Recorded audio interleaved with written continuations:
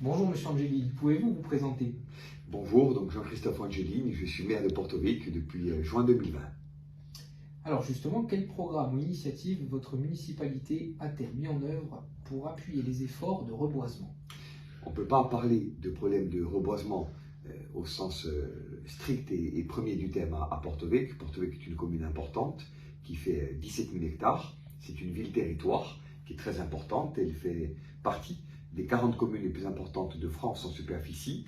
Je crois que les 35e ou 36e, peu importe, mais en tous les cas, elle est particulièrement étendue. Elle a donc un couvert forestier, une forêt territoriale, régionale, municipale, particulièrement important et dense.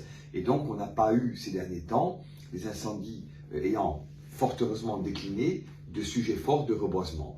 Mais, à l'évidence, c'est un sujet auquel on s'intéresse beaucoup et qu'on n'a pas l'intention de négliger pour les temps qui viennent, notamment en ces périodes de réchauffement climatique, de stress hydrique et de tension sur le couvert végétal et forestier de l'ensemble de la commune. En général, est-ce que la commune de Porto-Vecchio mène des actions en faveur de l'écologie?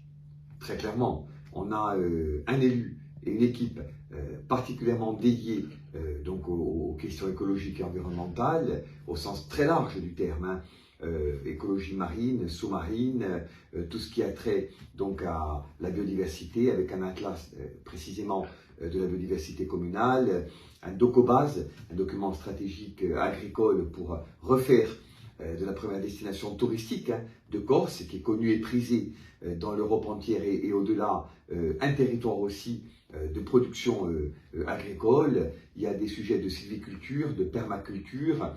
Il y a en même temps une particulière attention qui est accordée à tous ces sujets d'environnement dans nos villages, dans nos hameaux. Donc oui, je veux dire et penser que la commune de Porto-Vecchio, singulièrement depuis 2 ou 3 ans, à défaut d'être en pointe, on le verra un peu plus tard, est en tous les cas très engagée sur tous ces combats-là, et je ne parle même pas de tout ce qui a trait et qui est un peu lié à la condition animale et plus généralement au respect du vivant dans toute sa diversité sur le territoire que nous administrons.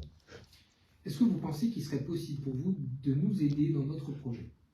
Bien sûr, j'ai regardé avec attention le projet de la structure associative que vous portez sur les fonds baptismaux, et la commune de Porto-Vecchio est tout à fait disposée à vous accompagner par, je dirais, la mise à disposition de matériel, par l'organisation sur site d'un certain nombre d'opérations, par des compléments techniques, matériels, financiers de manière marginale, mais quand même. Donc oui, il y a un appui qui peut vous être apporté, comme nous le faisons d'ailleurs pour toutes les structures qui nous sollicitent, dans le strict respect du droit et des moyens techniques ou matériels dont nous disposons. Parfait. Et pensez-vous que la sensibilisation contribuera à limiter les feux de forêt à l'avenir?